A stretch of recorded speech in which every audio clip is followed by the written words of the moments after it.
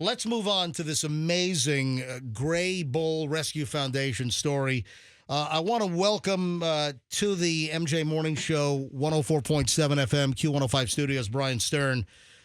Bryan, the founder of Gray Bull Rescue. Bryan, you comfortable? Can you hear okay on the headphones and everything? Yeah, I hear fine. I'm good. Can you guys hear me okay?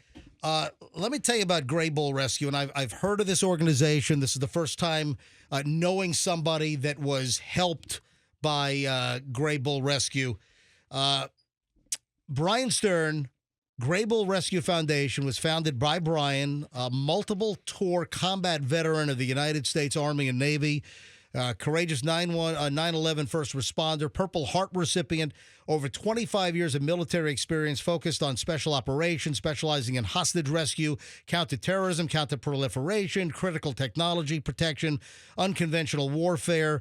When Bryan saw Afghans struggling and Americans trying to escape the Taliban after the U.S. withdrawal from Afghanistan in 2021, that didn't go very well, he decided to act, and together with a team of former special operations and intelligence veterans, he led swift rescue operations and missions amid the chaos. On their first mission, they saved 117 stranded Americans in one day. And that effort led to the creation of Gray Bull Rescue Foundation. And since then, Bryan and his team have deployed on 618-plus missions. More than 7,000 American lives have been helped. Missions in staggering. Ukraine, Sudan, Haiti, Israel, Gaza, and now South freaking Tampa in Beach Park at 3 a.m. on Friday morning. I can't wait for that guy to show up. He sounds incredible. Bryan Stern, Gray, but what? And you guys are based right at Rocky Point. Your offices are right here in town. Yeah, we're a Tampa-based nonprofit. We've been around for about 3 years and a couple of months. 3 years and 1 month, I think. And I'm here with my good friend Mike Papa, who's a former SEAL. He's part of our team. He was at the fire this week. But we're very simple. We're very simple. We're donor funded, right? So everything we do is based off donations. We don't get anything from the government. We would love to, if you're listening, government, but thus far we don't get anything. We work where the government is not, wherever and whenever that means. And where they pull out, you pull in. It really is if they're not coming, which we see, or if they're not there yet. Which happens. A lot of times they're inundated.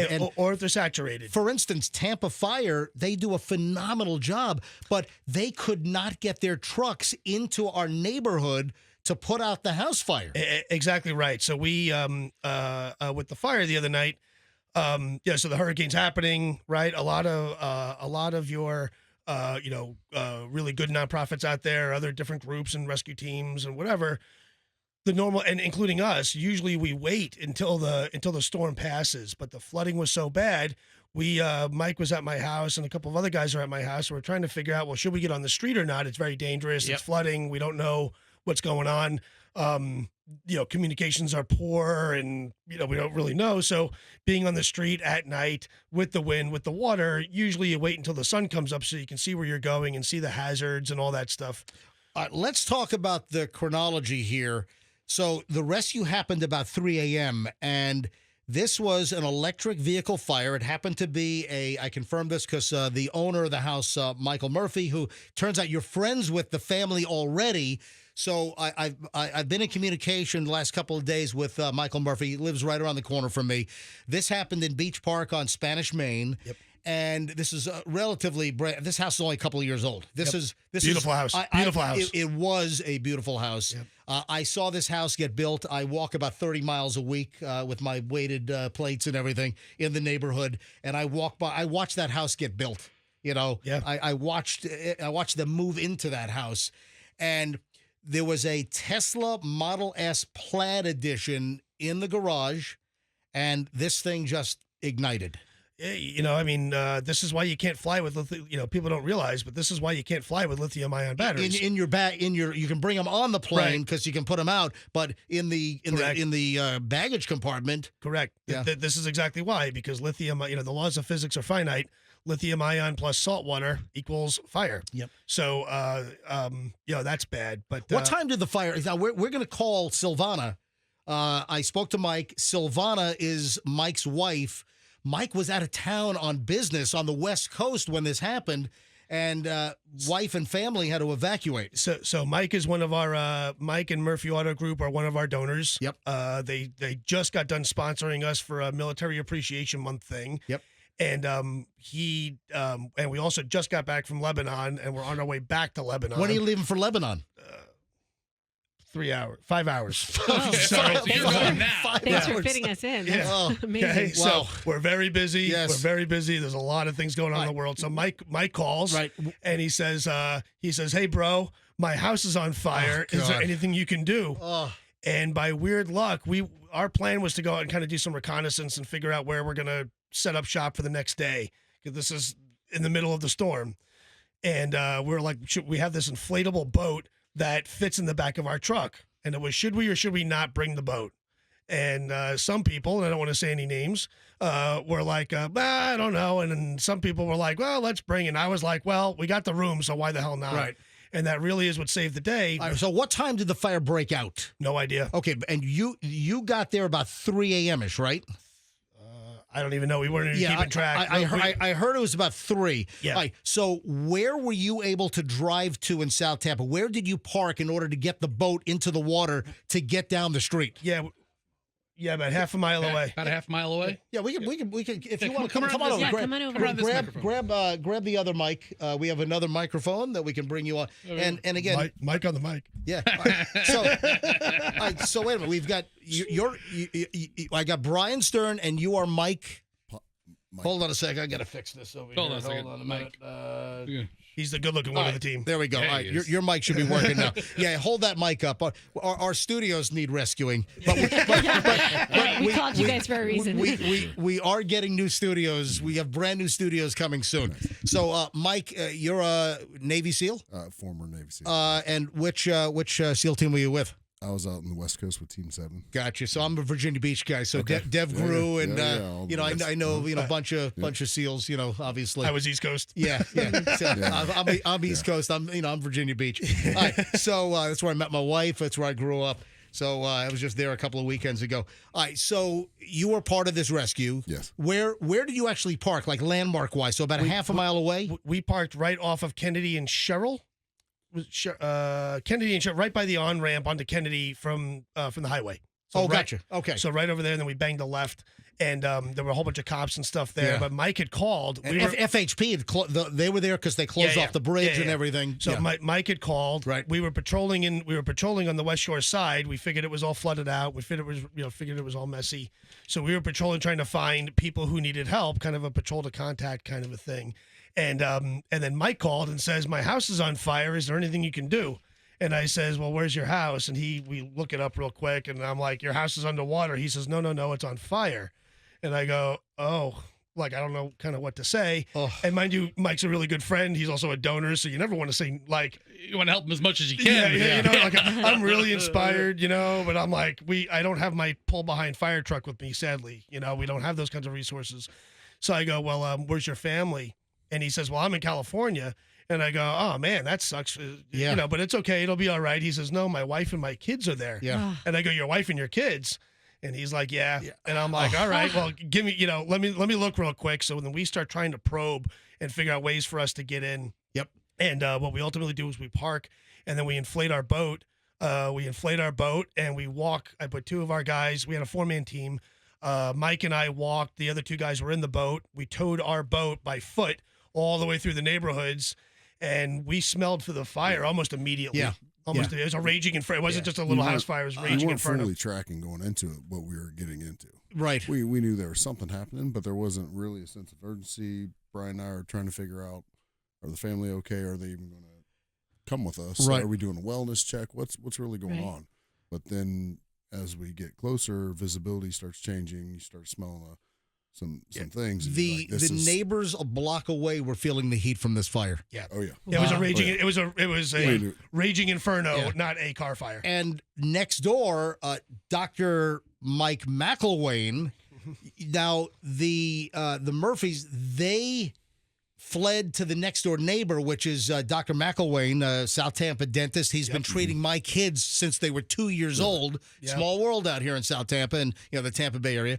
So your friends with the Tesla fire, they evacuated next door, and they were in fear. They thought that the fire was going to spread to their house and take their house down. We did too.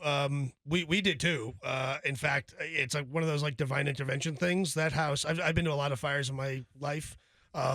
This was pretty bad, and they're very close together, and there's trees in between the Yes. houses. So the way it usually works is, all the fire embers and all that stuff hit the trees then hits the next house, and so on and so forth.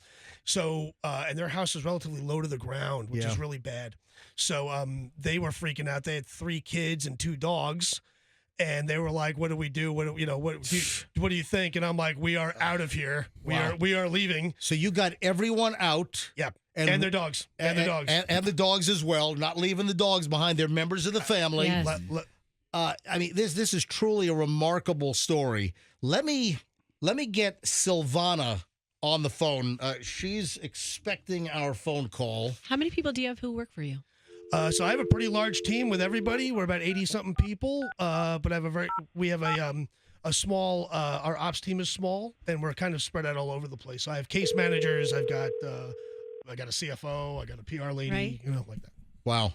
And you are fully donor funded. Entirely donated. GraybullRescue.org is our website. If you're listening, we need your help badly. All right, we're going to obviously help champion fundraising. Silvana, good morning. Good morning. How are you? Doing well. Silvana, MJ with Fester and Roxanne. I've got Bryan Stern and Mike in studio from Gray Bull. I mean, they were angels coming to get you early Friday morning with this house fire. Yes. And I really want to say, thank you for having me in this space this morning. And first of all, I've been a long-term fan of yours, but Oh, I do want to tell you that I want to take a moment to really, express my heartfelt, gratitude for Grateful Rescue for, their heroic actions during this time when my family and I felt, incredibly vulnerable. We were, that I think we all were prepared to fight one challenge, but not two. When they arrived, we felt like an immediate sense of relief, especially because the situation was becoming really increasingly complicated. yes. We had called 911 multiple times, and they had declined to assist because they said they could not reach where we were. They could not get, the fire trucks could not get into the neighborhood.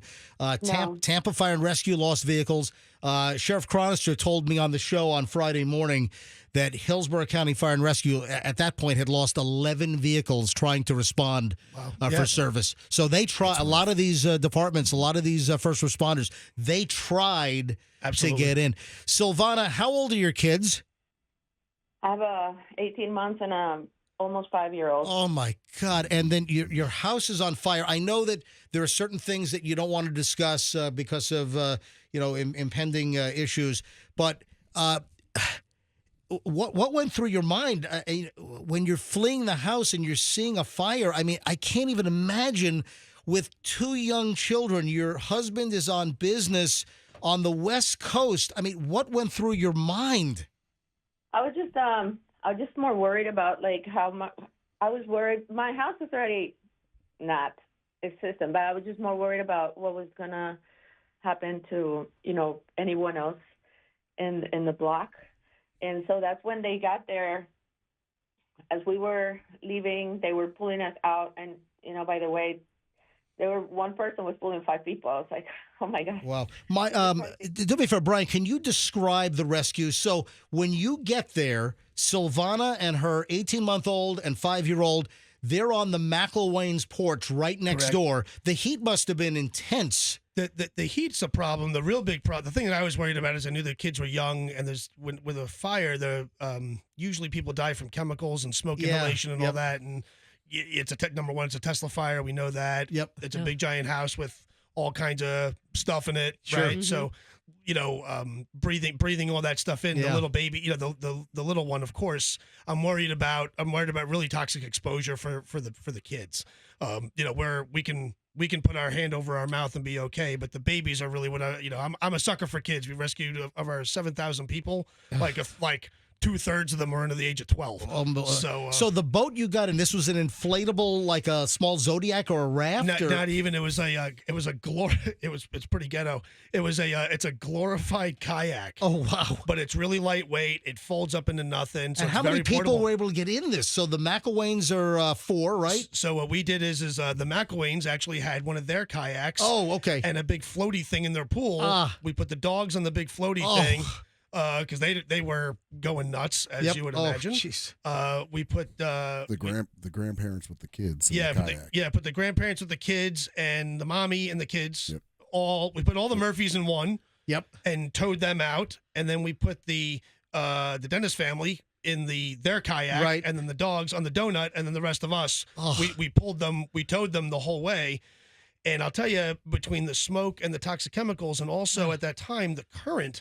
It's very hard to walk. We're in chest deep water at some point. So I walked through the same stuff about 2 hours later, and it had started to recede a little bit, but I was waist high. I was high thigh, hip high in the water because I had to walk to Kennedy to get to the studio. And TPD helped me get across the bridge because the bridge was closed. Sure. And Chief Burkall luckily was able to get a major to get me across the bridge to get on the air to broadcast important information.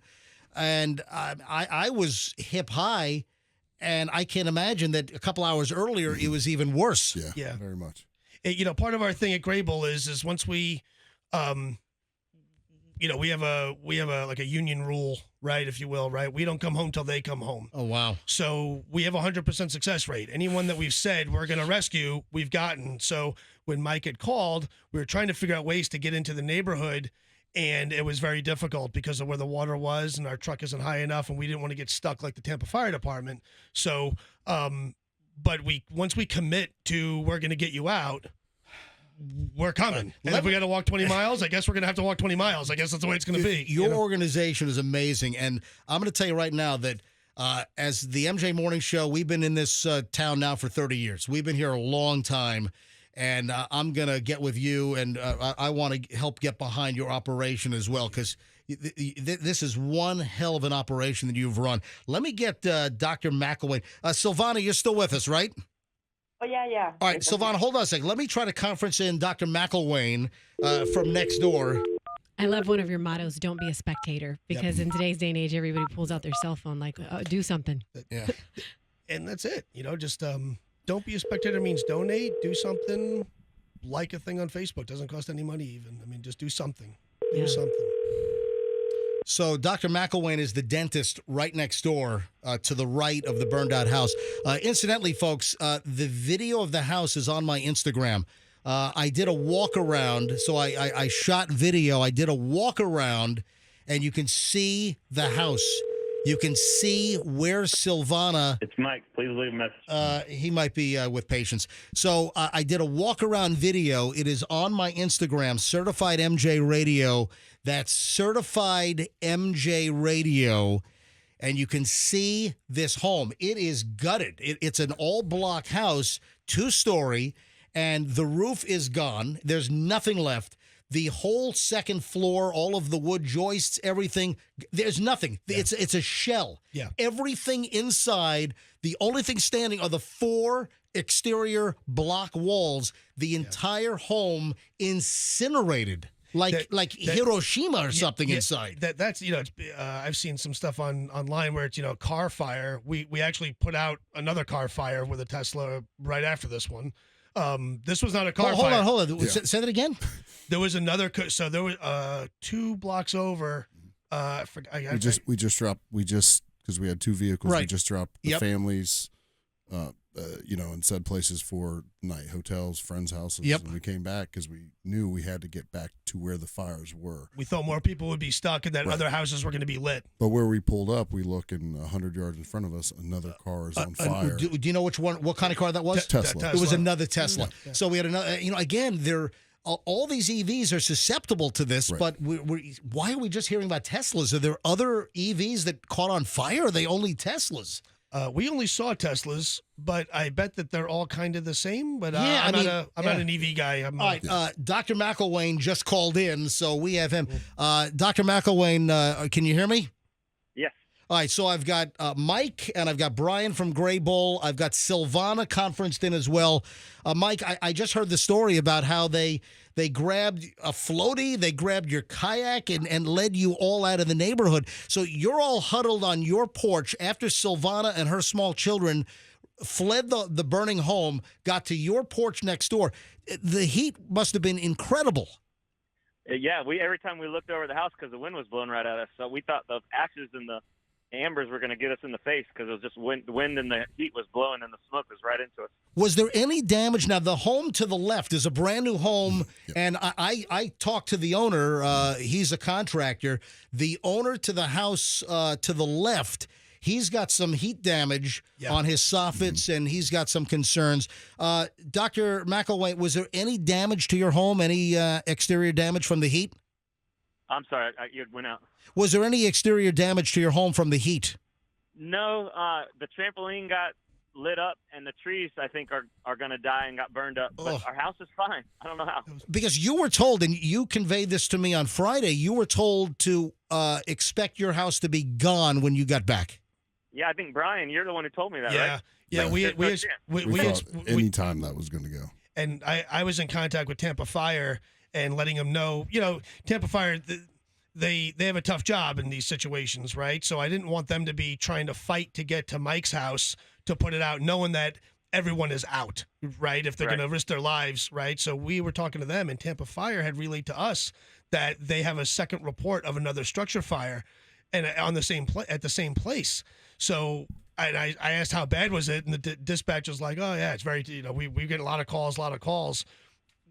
It sounds like they were confused that it was still the same call, home. same call. Yeah.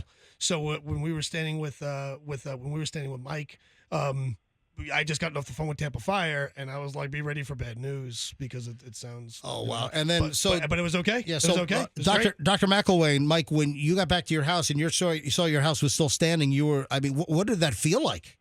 Oh, I mean, just for the kids, we were just felt like the luckiest people in the world, especially with so many people losing everything. And Silvana is still with us. Silvana and her husband, Michael, their house was completely destroyed. Silvana, I can't even imagine what you're going through. You fled with the clothes on your back and your kids. What went through your head, as you're leaving? I mean, I can't even imagine what you've gone through. I just, that moment, you're thinking of everything. I just want to thank you. I just want to thank my neighbors because they brought us in, obviously in that dire situation. I also want to thank Dave and Mike, my other neighbors that, they risked their lives to try to help us and went in there and, try to put the fire out, which, I was there trying to do as much as I could, but it got out of hand quickly. So there was really, nothing that at that point we could have done.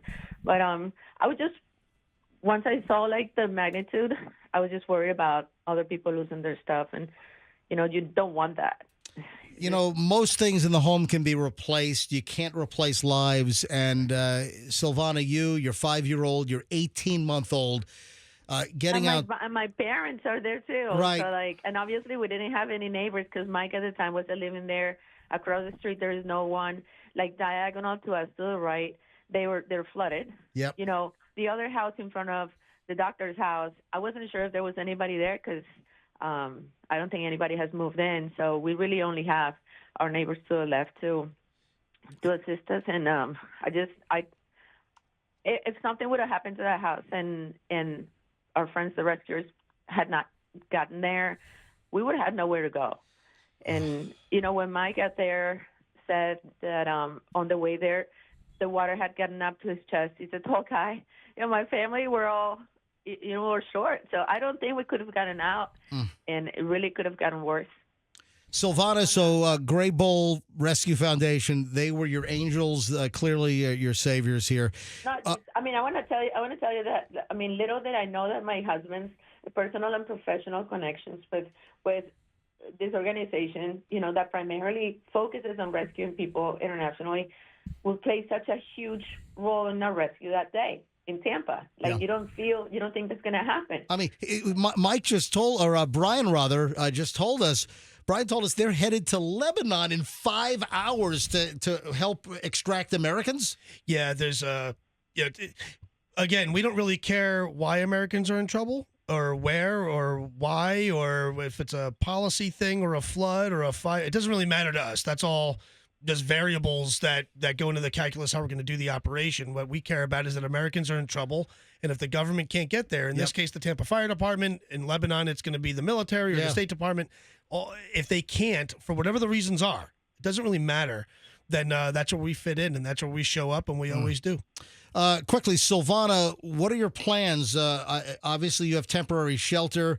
Do you guys have a plan on where you're going to move now that your house is destroyed? Yeah, well, right now we're with my parents. Okay. And we do have a plan for the next at least week, because Mike, obviously my husband, has surgery tomorrow. So now everything piles up on top. Oh, boy. But we do have a plan. We're going to be okay, thank God. I have plenty of family, and my husband's family and friends have been amazing. The next day, my kids are more close than they did before. Right. Also, I don't want to give out too much information, but I know Nick, and I think there's something in the works there. So, Silvana, anything that I can do, you have my cell number. Your husband, Mike, has my cell number. Please reach out to us, and we're going to do everything possible to help raise money for Gray Bull Rescue Foundation. I think that's the main thing right now after all this.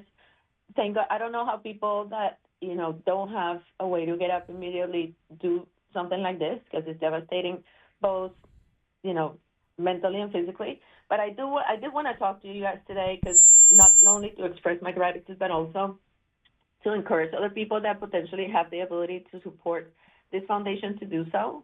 You think it won't happen to you until it does.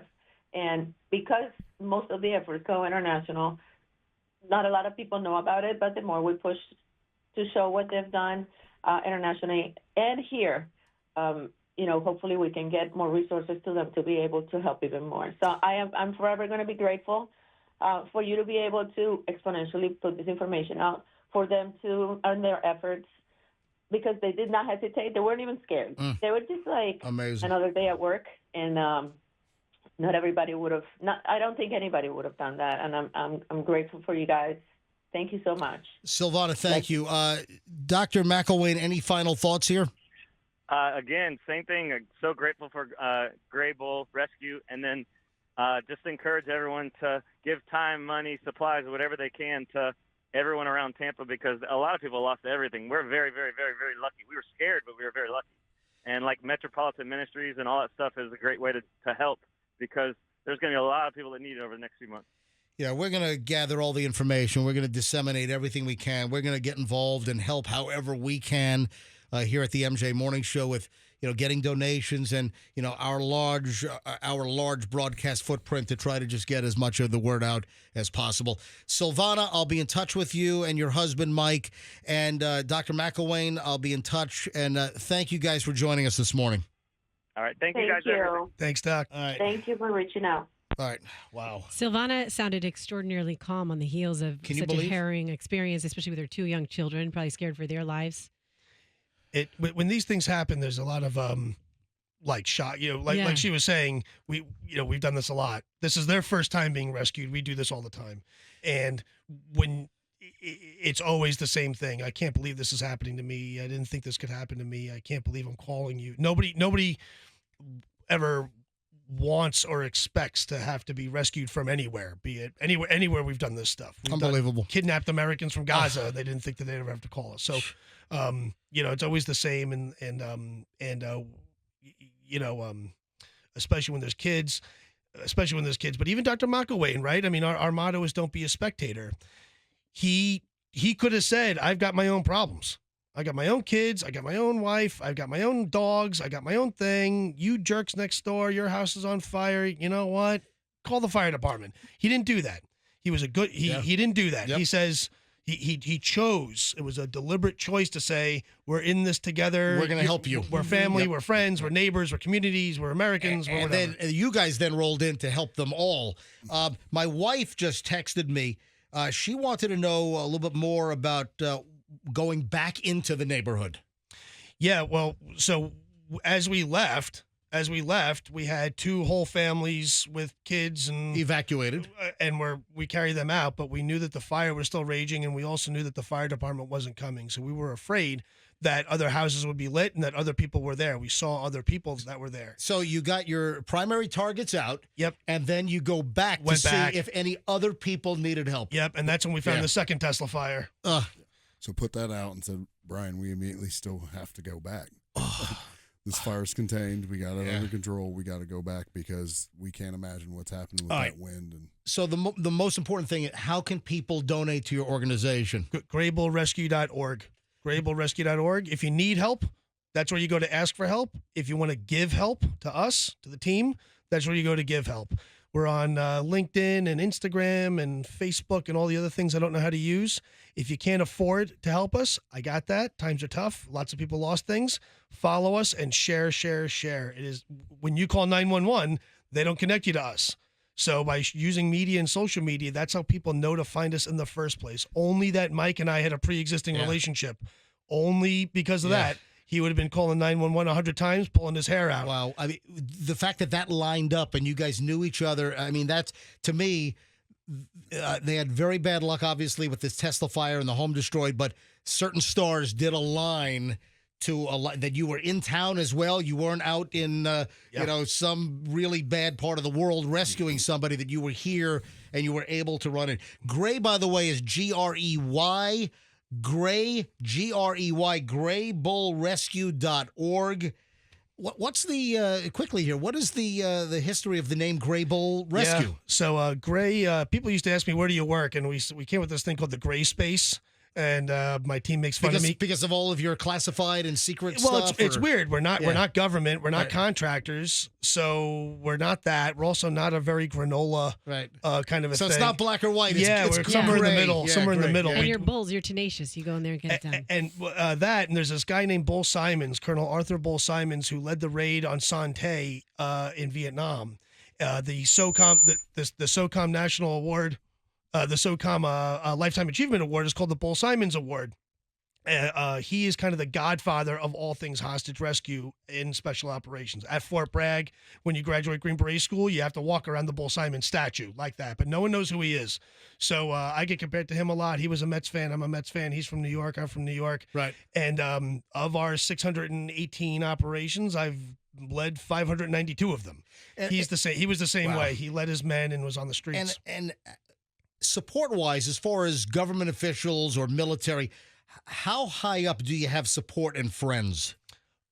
Unofficially, we have a lot of friends. Officially, we get nothing. Okay, gotcha. Yeah, we don't even get not even a thank you note. But I've seen you on cable. You've been interviewed on cable on cable news. Yep. I've seen you, quite a bit. And here you are now in my studio, and you guys are right. Your office is based right at Rocky Point. Yeah.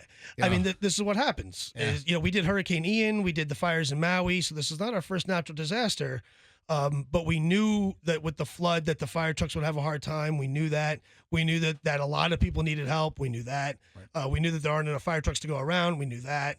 So going in, this very much becomes very much our sweet spot of they can't get there, so we show up. All right, graybullrescue.org. Donate to this organization.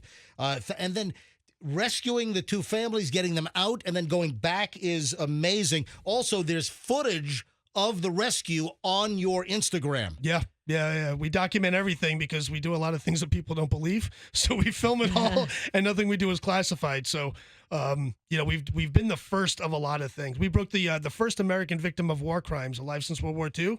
I personally broke out of Russian captivity 2 years ago. Yep. And this is what's even crazier. Oh, Wait for this. well, He was on this operation with the fire. Oh, wow. He's Oh, the my guy in the gosh. beard. Yeah. So- wow. He now works for us. Yeah. Hold on, Full circle. say that again, please. Okay. Wow. You were. I gotta. Okay. I gotta probably say this one more time. You did a It's a good lot. recruiting It's a All right, lot. job. hold on. All right. So the first American victim of war crimes, Yep. alive since World War II, Yep. okay, Yep. is this kid from Detroit, Yep. who now lives in Tampa. Right.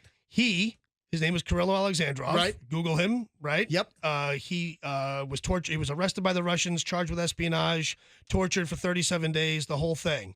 We broke him out of jail from the Russians, which no one has. Who's ever done that? Okay. Right. We've done a few. It's on the website. Oh, okay. He Yeah. moved to Tampa Yep. to be closer to us Yes. and all those things. We're dear friends, one Yep. of my dearest friends. We've been through a lot of things together, right? Yep. He now lives in Westchase. And when this happened, he's one of the other guys. If you look at the pictures, he's the guy with the big dark beard. Oh, wow. That's Kirillo. Busted out of a Russian jail and now helping rescue people in Beach Park in South Tampa. Right? Living Westchase. Unbelievable. Like mind exploding. Yeah. Right. Yeah. Right. Yeah. I gotta Right. ask this quick question just because Silvana brought it up and she said, you guys came out, you weren't even scared. And it was so sweet of her. It was so cute how she said that. But you put on that calm exterior. I read you like to, control the situation by slowing down the chaos. But at what moment in time have you been the most fearful doing this? Globally, Anytime. I'm always afraid. I'm afraid of failing. Like, Yeah. God forbid Mike's 18-month-old baby stopped breathing because of all the smoke and all that. The environment was very terrible. I know that I'm going to be talking to Mike in 30, 40 minutes. I know he wants to know what's going on, and he knows we were in contact. He knows that we were going in. And if I had to deliver that news, I probably couldn't live with myself. I've been in a lot of war. I've been in command overseas. I've done all kinds of things. And thankfully, I've never lost anybody in my command. And everyone that we've sought to rescue, we've succeeded. We've never lost anybody. And I'm always afraid of not being able to say that. With Kirillo, the kid that we broke out of jail, his mother sat on the border in Poland while we were on the other side of the fence behind enemy lines for 37 days. And we were talking to her to be able to say, sorry, I can't do it, or they killed him or whatever. So I'm always afraid. I'm always afraid of that. And it drives you. Yeah. Yeah, fire I can deal with. I can deal with bombs and bullets and all that crap. That's environmental hazards. I'm really afraid of failing, though. That's what gives me gray hair. You are a warrior, my friend. So, wow. Just a guy. Yep. That's all we Wow. are. My entire team. My entire team. We have Muslims, Christians, and Jews. We've got men and women. We've got fat and skinny. We've got hairy and bald. We've got veteran, non-veteran. We've got special operations, non-special operations. We're a real mixed bag. Now, listen. We're just Americans doing what Americans do. Count the MJ Morning Show in to help you in whatever way we can in the future, because I'm blown away. I'm amazed at your entire story here. Folks, graybullrescue.org, graybullrescue.org, Tampa-based, but a worldwide operation. Thank you, guys. Thanks for having us. Thanks for helping my neighbors right down the street from me. Hopefully you never have to call us. Yeah. Thanks for your service. I'll be calling you for other things to try to help you guys out. Thank you. Mike, Bryan Stern. Mike, what's your last name? Papa. Poppa. Mike Papa, thank you guys, and thanks for your service to this thanks for country and having in Navy SEAL and your special ops and everything. Thank you guys. Thank you. Thank you All right, guys. have a nice trip to Lebanon in 5 hours. Not that bad. It's our third one. It'll be okay. All right. It's beautiful this time of year. All right, thank you guys. Thanks. All right, and when are you back? Because I'll be in touch. We'll see. Okay. All right. You have my cell number you now. call him. You so call him. So save my number and Will do. let me know when you're back. Will do. Awesome. Pleasure to meet you, Mike. thank you, you. buddy. Wow. Thanks for watching the video. Hope you liked it. Go ahead and click, share, subscribe, all this stuff.